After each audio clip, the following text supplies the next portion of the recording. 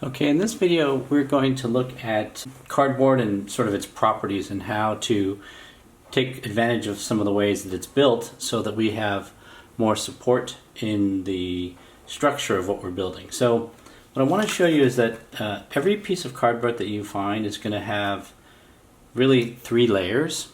And we could have more, but at least 3 layers. And those are a front cover that is flat, a back cover that is flat, and then in the middle we have what's called corrugation, or you might see these referred to as flutes. And I'm going to try and zoom in a little closer so that you can see these. So a flute runs like a little wave. It's going back and forth like this within the cardboard, and that's what gives it structure, strength in one direction and flexibility in another direction. And so anytime you see it going up and down, you'll know that it's got strength going this way, but it's got more flexibility going this way. So knowing those things, there's a few techniques that we can use. So the first one is just bending cardboard. What I would do whenever you need to create some sort of circular or bent object, you think about the directions of the flutes, and then you can bend along the flute just like this. Okay, and I've taken, you'll learn about this in another video, but I've taken a clever cutter and I've just cut one side of the cardboard, and that gives it more flexibility. And now I can make something that's maybe like a tube or something like that. Okay.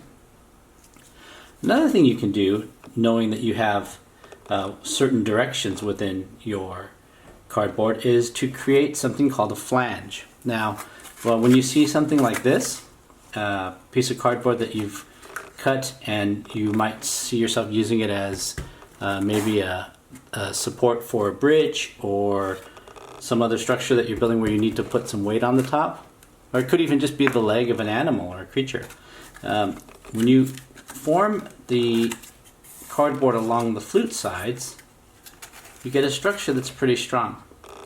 But even stronger than that, if you were to take some scissors and cut the bottoms off like this, and to help you bend a little bit, I use something like a metal ruler, and I can bend along this ruler's line. And what that does is it gives me now these little feet to stand on. These are called flanges. Okay?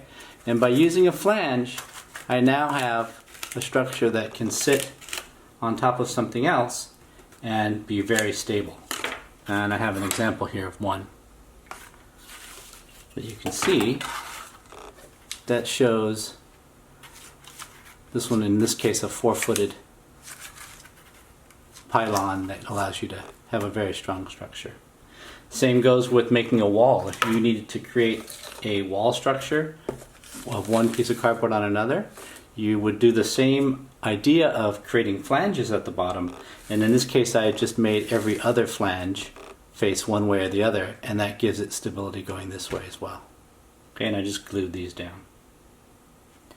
Alright, going back to those flutes again, the other nice thing about creating something out of cardboard is that you can make things that curve or bend in this direction, so that, let's say you're doing the top of a tower, for example. You can create it using cutouts just like this. The next thing you can do is create slots, or what sometimes may be called notches, in your cardboard like this, so that when you put them together you have a structure that might serve as a foot or a table leg or something along those lines.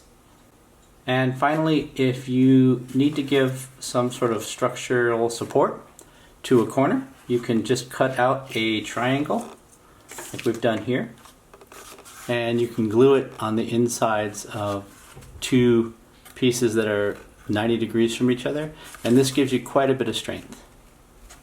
Okay, so that's another way of creating more support for your cardboard construction.